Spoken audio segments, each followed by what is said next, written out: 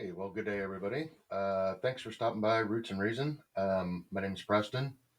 Unfortunately, today Holland will not be joining me. She's in the middle of she's mobile out on the road today.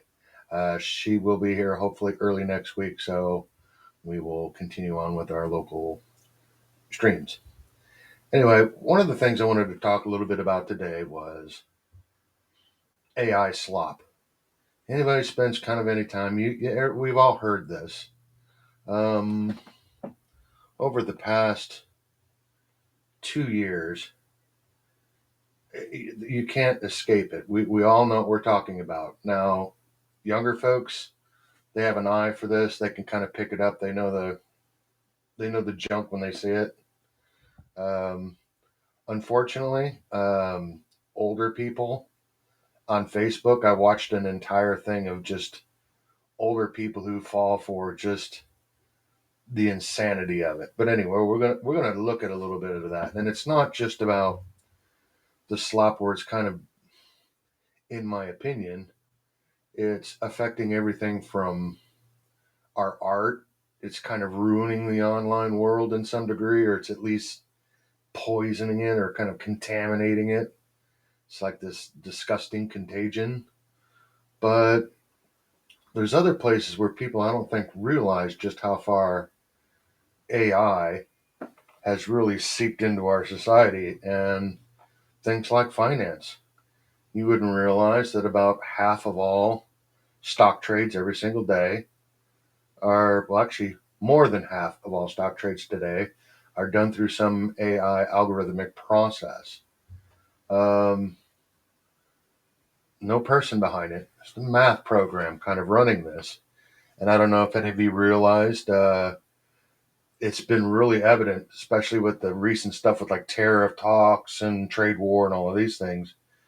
Trump just says something, good, bad, it doesn't matter what it is. And I literally watching this live on MSNBC. He makes a comment, and the stock market goes up like 3.2% on the S&P.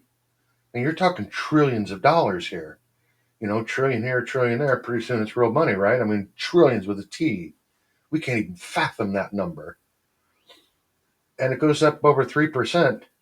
And the MSNBC commentators are like, they're watching this going, well, what the hell just happened? And it was just because one man said something and the markets go wild. Well, it's not that you or I or somebody sitting at a computer waiting to make a stock trade based upon the president's next comments. We're not sitting here. This is all done by a machine. This is algorithmic. And there's potential danger in that. I mean, we just don't know. So, high frequency and AI stock trading is just, it's huge. It's affecting the markets in a way that we just can't even fully grasp. And additionally, I think that there's also, the fear that everything that we see on Hollywood is AI has this singularity moment where it gains consciousness, and all of a sudden the Terminator is born, and it's the robots and the laser guns, and this is going to be our demise of things. And maybe that happens someday, maybe not. I mean, I don't know. I think the difficult time is between now and then. It's the sea of shit that we've got to swim through with just crap on the internet. Now, we know that it's affecting stock markets, but also this is affecting things like employment. Now, the people in the MAGA movement, they're all in favor of, Trump bringing back manufacturing jobs and stuff like that. And I've mentioned before, manufacturing is actually up quite a bit in the United States ever since the post-pandemic, the virus of unnamed origin. Um, but we're watching actual sectors of employment slowly just getting kind of bought out or infiltrated or whatever word you wish to use in it with AI. And I can think of, we're all familiar with like the people that are asking for minimum wage increases. So what was Walmart's thing? Well, we'll turn it all into an automated robotic thing. There's like one person that runs around the Walmart and it's feeding the buns and the patties to the machines, and the machines do everything for you. Okay, we all seen that, but it's much more than that. You're watching, and now I have personal experience in this in the call center industry. I've done everything from answer a phone to actually run an entire call center. Uh, Manage the bodies and workforce management and times and scheduling, and it's an enormous endeavor. And at first, American companies started outsourcing it. Said, oh, those $12 an hour American workers, the mostly women, by the way, this way over heavy on women's jobs. People of modest educational means that were able to do like work at home stuff or even go into call centers and make a reasonable salary anywhere between $12 to $16 an hour is ballparkish, and do these types of jobs. In the upper echelon to that, you might find something like airline jobs or something that's people put time in, or that might be up there in the $20 range. So we're not talking exactly huge, high volume, expensive jobs. Well, sadly, there's a bunch of sad American companies who said, no, let's outsource this anywhere. It's just we can't afford to pay $12 an hour. It's too expensive, which is a gut punch in itself. I mean, what company can't get by with using $12 an hour employees? Apparently, quite a few. So they've outsourced, but now it's like outsourcing isn't even enough. They're going to go through an AI revolution in call centers. And this includes those calls you're going to get on your phone in the middle of the night of some AI bot going to ask you, hey, did you get your file for your Medicare or Schedule D card? Have you considered getting an extended warranty on your car? All the memes out there, the jokes of it all. But it's happening.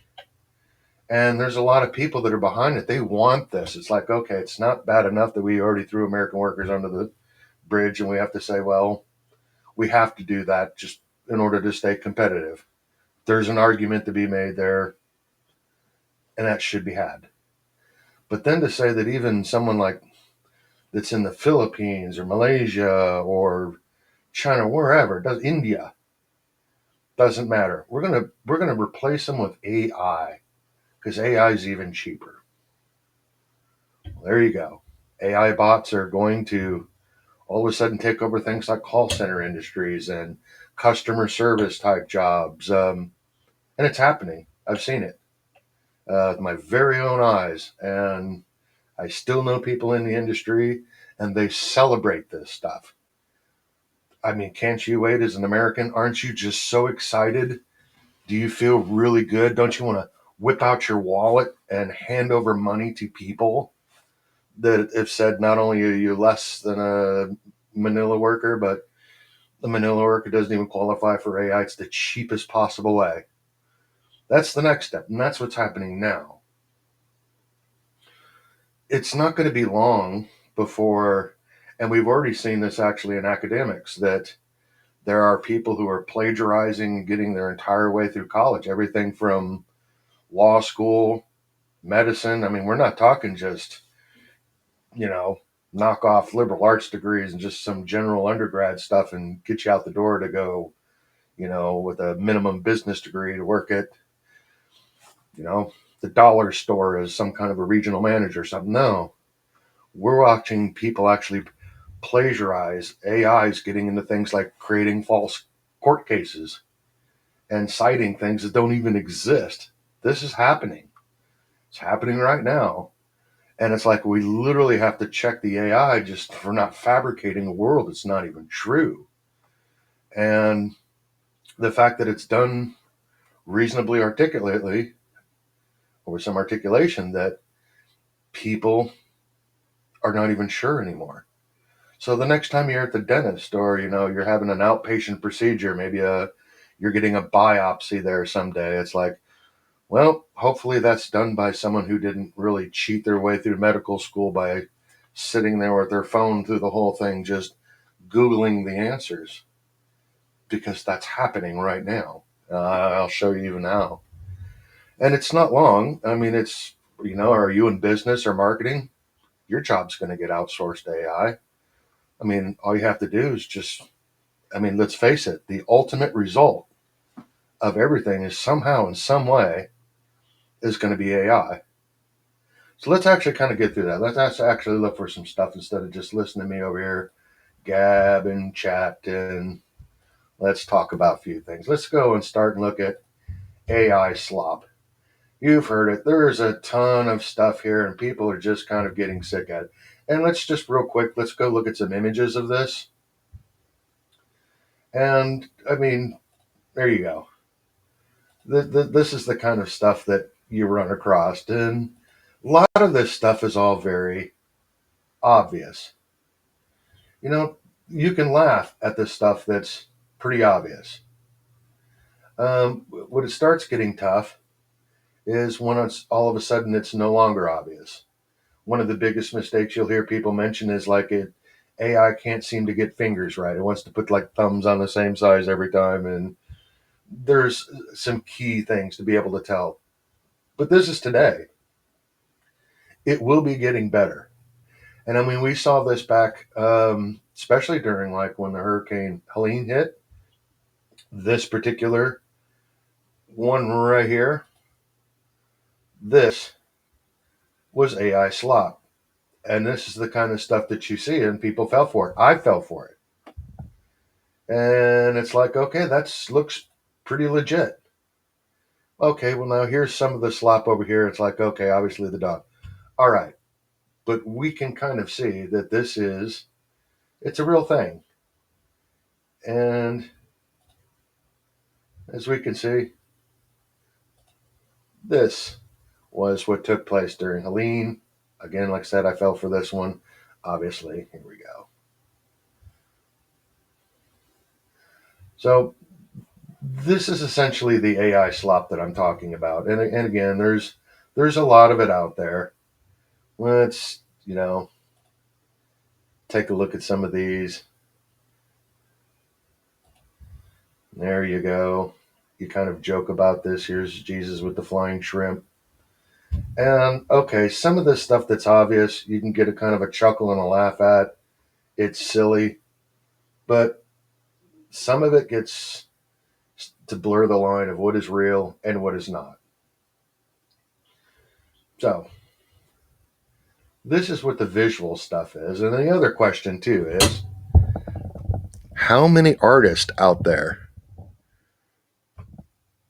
are getting plagiarized because AI is basically scrubbing the work of people, and it's basing a lot of these images off of mathematically distorted views of actual human created art. Now, you can say, well, it's out there, it's in the common space, it's free game. Okay, fair enough.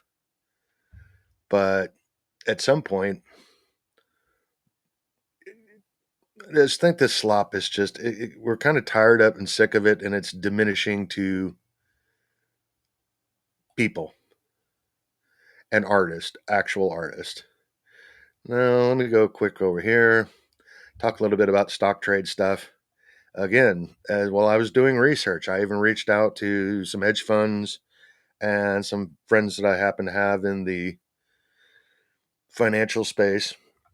And the amount of AI, and here you go, in the US stock market, 70% or about of comprehensive trading volume is initiated through algorithmic trading. 70%. Talking trillions of dollars, man. And as I pointed out prior, um, the danger of this, of letting the machines actually be able to do this, is because of the speed at which these, and we're talking thousands of transactions every minute, um, the speed at which these transactions are taking place, all it takes is Trump to say one stupid thing. And come on, guys, we all know if there's anybody out there that's capable of saying something dumb or hyperbolic or, just off the deep end, it's Trump for Pete's sakes. And all of a sudden you watch the entire markets just either sky to the moon, just shoot up like a bottle rocket, or all of a sudden come crashing down. And it's just, that's the reality of where it is. And this Forbes article is actually pretty interesting. It was humans versus AI in the stock market, worst trade ever made. And it goes into it kind of deeply, but it makes a really interesting arguments of, the days that we all remember watching stuff like the movie Wall Street with Charlie Sheen and your visions of it, or, what was it, Trading Places with Dan Aykroyd and Eddie Murphy. Your vision of it are these peoples in the pits arguing over the price of pork bellies or frozen orange juice concentrate. And they're screaming and they're holding up their tickets. I buy at this and I sell at that. That's gone, man.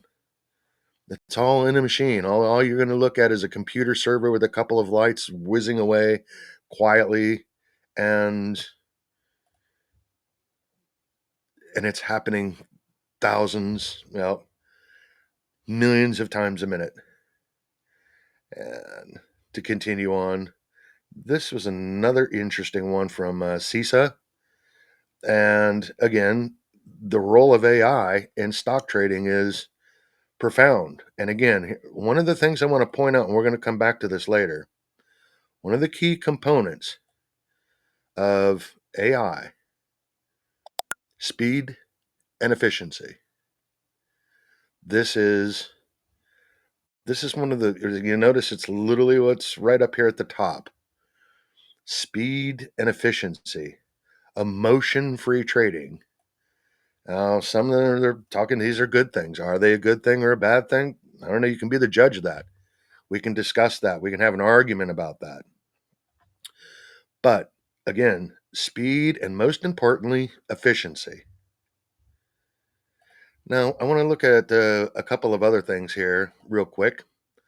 I'm going to go ahead and look at the daily time an average person in the United States spends using the internet, worldwide. This isn't even the US. From the third quarter 2015, third quarter 2024. So on average, we're spending about 6.5 hours per day, every day online. I want you to keep that in mind because that's a lot. That's a huge number. If I go and I look at this, and I'm going to go to say distribution of time spent, where are they spending that time online? And of course, the overwhelming amount of this is going to be social media, entertainment. Then we get down, and it's actually services is another interesting one. But news and information, I got a feeling that this one has went up substantially from 2021, 2020, I bet you 2024 and beyond, you are going to see that the news and information sector, I guarantee, as all of a sudden, it may actually even exceed at some point games. But that's a hypothetical, and that's just kind of, we'll see if that bears out. Okay, real quick. Now, as I mentioned earlier, AI is kind of one of its important features. What is it trying to do? Why do we want AI? Why do we want computers to do these things? And what is the end goal? And again, it's to create systems that can perform tasks that typically require human intelligence in solving problems. And again, here we see this other thing, improving efficiency and productivity. We keep seeing this over and over again. Now, we really studied what the ramifications of making everything algorithmically driven. Now, as Holland and I were speaking in one of our last podcasts, and we look at, and this is definitely divided by generation, but it's getting kind of more uniform, is the effects of social media. And I encourage everybody to go check out Jonathan Hyatt. He's done just the Lord's work in this kind of a field, discussing how much affects social media his hat on young people. And he looked at some of this stuff. There was a huge change in things like use of SSRIs, levels of anxiety, depression. Uh, you could even almost say this kind of like when things started going peak woke, and you're watching young Gen Z folks literally have a meltdown because their boss at Starbucks asked them to work 7 hours, and they literally just fall down on the floor crying because they can't handle it. And it's like, wow, okay, why? This is the generation that started using things like words or violence. You know, older generations probably remember sticks and stones will break my bones, but names will never hurt. Not anymore. To young people, just names are just too painful and intolerable. Um, and why is this? And as Holland had pointed out, there's this kind of people, young people just, there's an associative thing to an avatar online, this online persona that you have. You literally put on your digital avatar suit and you go out into the digital space, and that is a representative of not you in reality, but more of like the you that you wish to present to the world that you wish it was. And there's a lot of difference between you and real and you and what you want. Now, what happens when a lot of these AI starts affecting and algorithmically making more efficient these algorithms to give that dopamine hit, the pipeline of just the sewage of AI bullshit, and it's going to do it much more efficiently. How is that going to impact how people socially interact or interact generally online? Truth is, we don't know. We don't have a clue. But this is going to be a huge thing. This is not a small thing. We're already watching what social media is doing to society from as the generations who have adopted this that have forgetting my generation of the analog world, and everything is just a digital representation of what you wish you were, not who you are. So it becomes more and more important. Now, one of the things that I'd also like to bring up is, let's see here.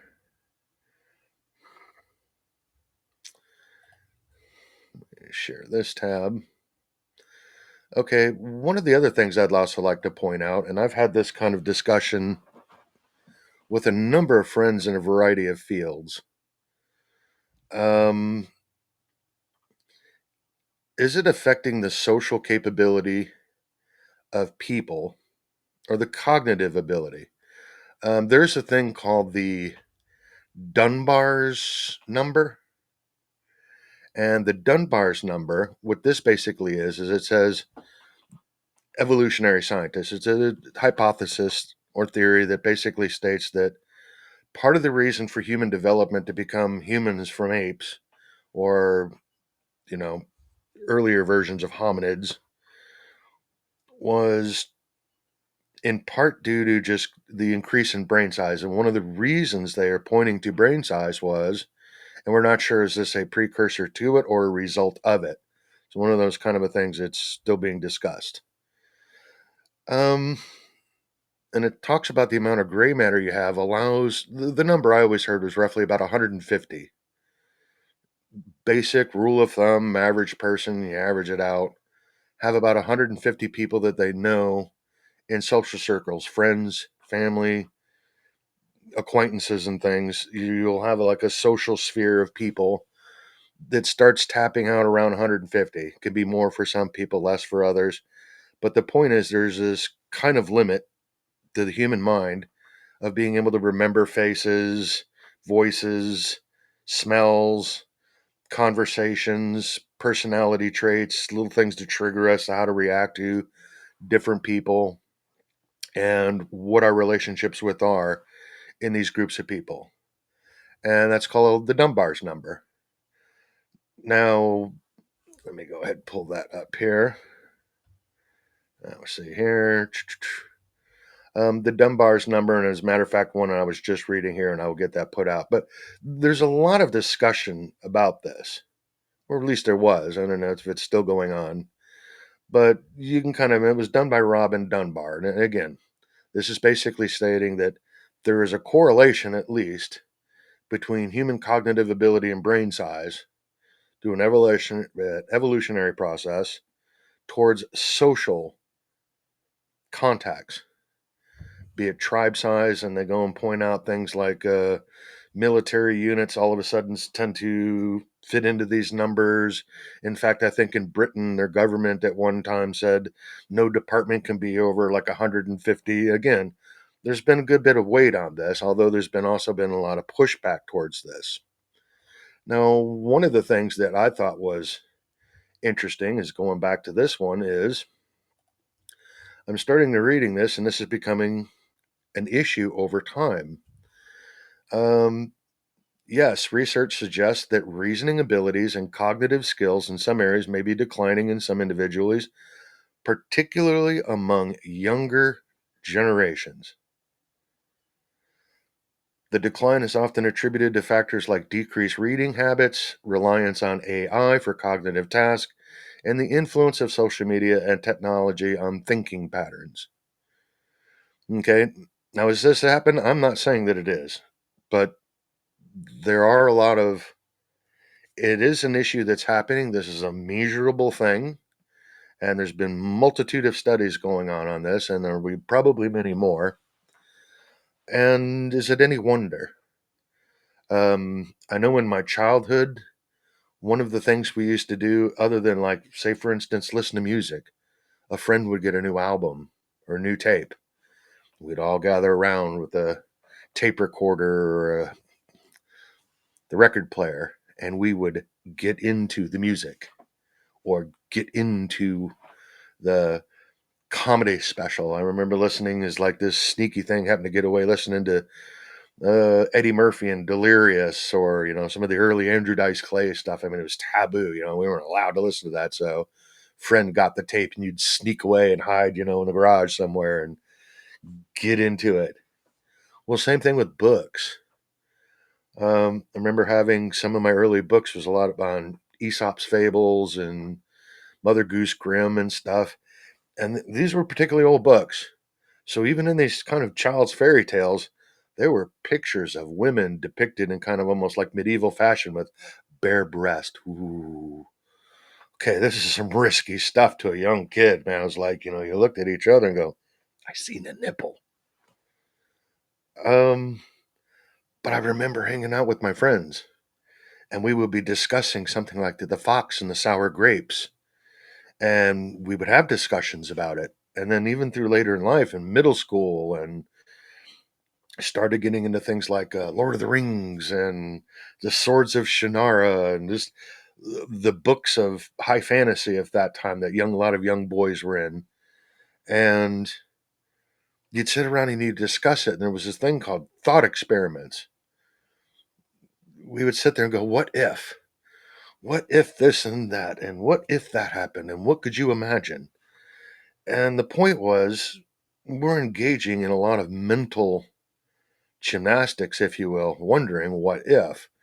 And amongst our friends, and these are just average kids, we all went to just public school, We are certainly bright on the scale of anything like, young future Harvard grads. They're just average kids. And that's the stuff we used to think about. What if we went fishing over here and used this for a bit? What if that? And then we would go out and we would test these things.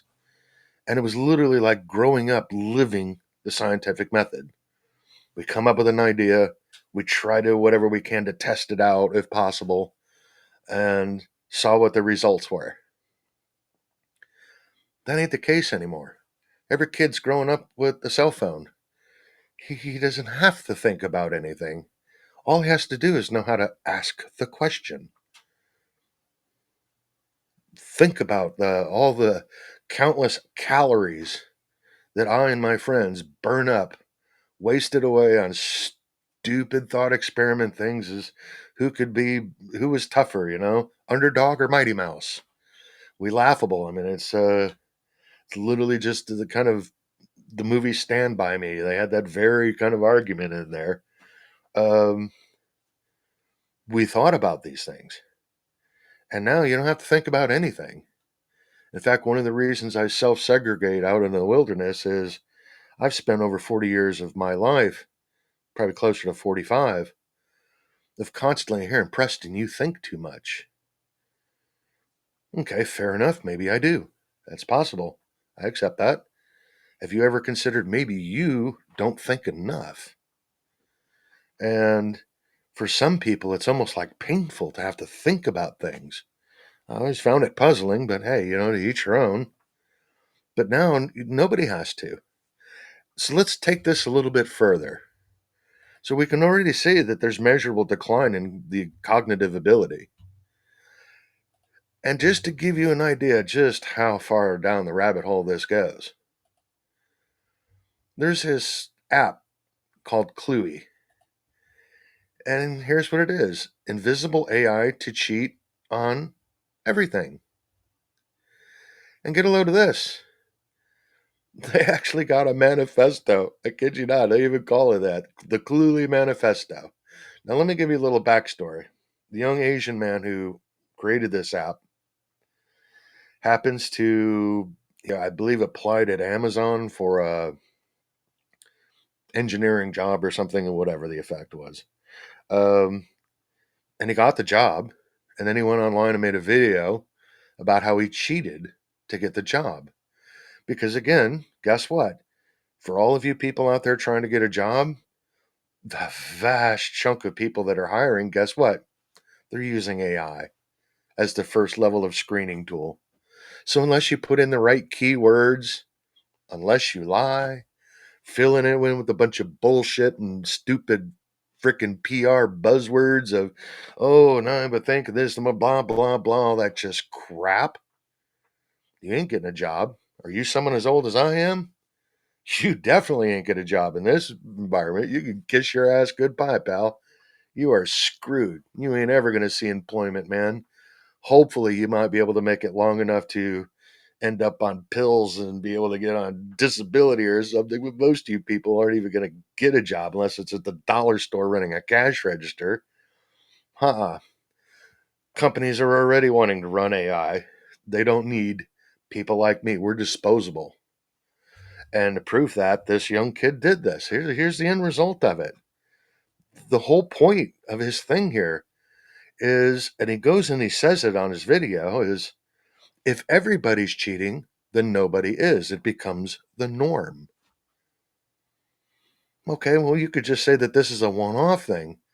He's got he's got venture capital backing it to the tune of millions of dollars. Guess what? Those little Google glasses? And he goes through the whole video of him actually going through. Get a load of this. It's not just cheating on a test to get a job. He's cheating or lying to get a date. Because apparently he has such poor, shitty social skills. He doesn't even know how to communicate with his fellow human being. He sees a girl and he's thinking, oh, girl, I'm a guy. Something in my mind and my nethers twitches when I see a cute girl and I should want to be with her, but I don't know the words. Okay, guys throughout history, we awkward, we make things and we approach women, we ask them out for coffee, we get shot down. Story of the life as a guy. Not anymore. You can put on your Google glasses and you can have the AI screen tell you all the things what to tell this girl. And hope you don't get caught. And if you do get caught, it'll tell you, okay, well, you got caught. Here's what you say to get out of it. And it's literally just, it's mind boggling. This is a real thing. This is just one. There's many others that are like this. This isn't about just even doing something for employment. Take the short way. Think of that, what they're actually trying to put out there. This is the future, folks. This is what's right around the corner for us. Sales calls. There you go. Who needs a marketing manager? Screw them. We got AI. I could go get some college kids, slap on some glasses, and put them on a phone. And I don't care what salary you make. How much schooling did you? Oh, you got an MBA in that, huh? Screw you. It's worthless. I could program a intern to go do this shit for you now. You're useless. And that's kind of one of the points that I'm trying to get here is, what is the end result of all of this? What do people do? What happens when between robots and AI? that it's basically running 85, 90, 95% of all the functions in society. It's making manufacturing the little widgets that we all need, TV screens and cell phones. It answers the phone. It calls out to customers. It's your marketing plan. Heck, it could run the company for you. There's already AI that is creating its own language to speak to other AI language models. Listen to that. AI is creating its own language, or has created, in several cases, its own language that we have yet to really fully decipher. It might as well be whales clicking in the ocean. What the hell is that? Because AI can do it much more efficiently. And this AI model comes across this AI model and realizes there's a difference. Oh, you're a different model. And they let's develop a language together that makes all this clunky English or Chinese or Spanish. It's too clumsy. Let's create a language, binary, if you will, that's more efficient. Humans don't need to know about it. In fact, there are things taking place in AI changes of itself or it's self programming. Again, we don't even need computer developers anymore. Eventually, there's already AI writing its own code. So why wouldn't AI write the code for a video game? We're watching people go on strike for like voice actors. Why do you need them? AI can mimic a voice, give it a clip, let it go online to the billions of hours of video that's out there, let it learn it. Don't need people anymore. And that's kind of maybe the whole rant that I'm giving here today is there's this dehumanization that affect. Will there be benefits to humanity? Absolutely. But it becomes at what cost? At how much of this is also dehumanizing? You don't have to think. You can just rely on a computer. All you have to do is know how to search. So basically, you only need about third grade English. AI can figure it out what you mean. You don't even have to use good grammar. AI will figure it out.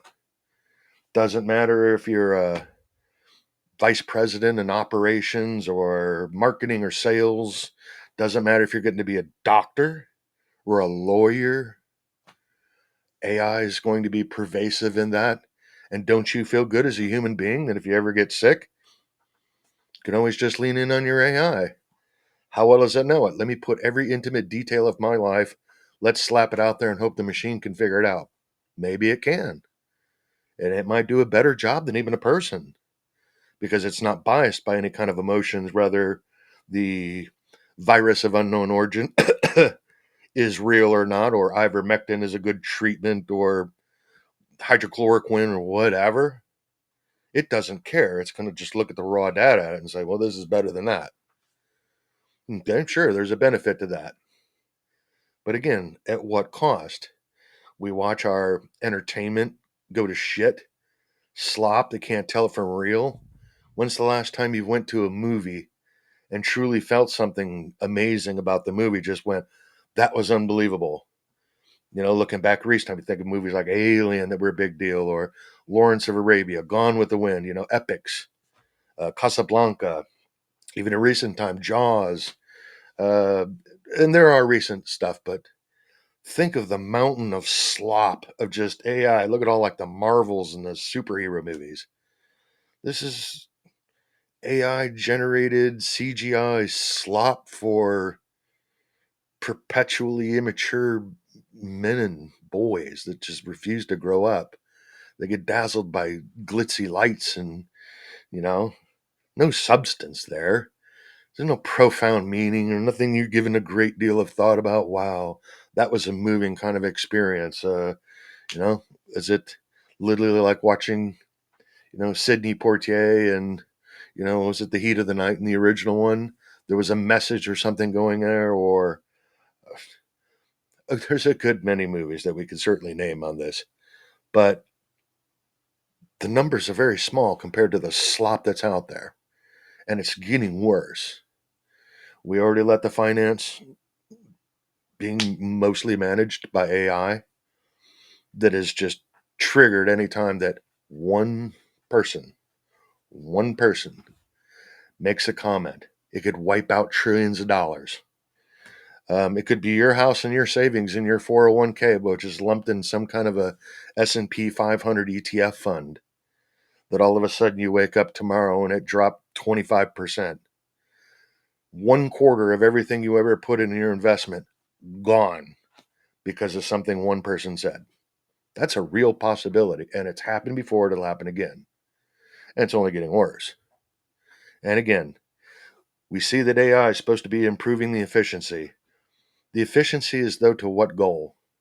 At what point do we lose our humanity, our ability to think, feel, interact with each other, and we surrender ourselves to a digital space, an artificial thing that thinks for us?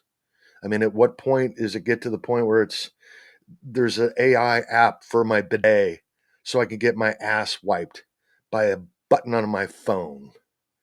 I mean, at what point? I mean, it's almost a joke, the meme thing, like the Minion stuff of fat people driving around in their little hover chairs, or almost like the Matrix.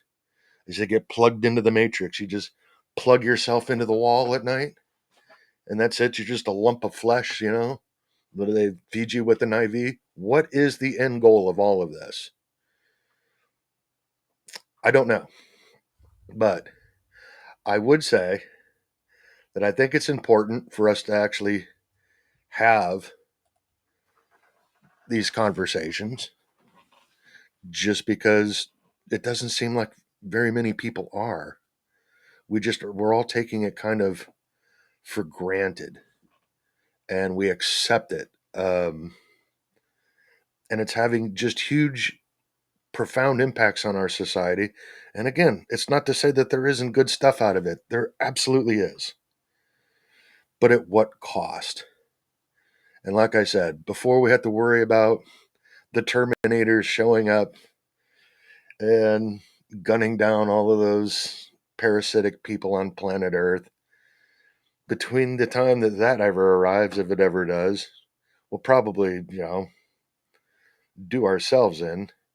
But do I have to swim through a sea of AI slop shit, of just kind of regressive and poorly done art created by a machine? Am I supposed to get excited and flattered about that?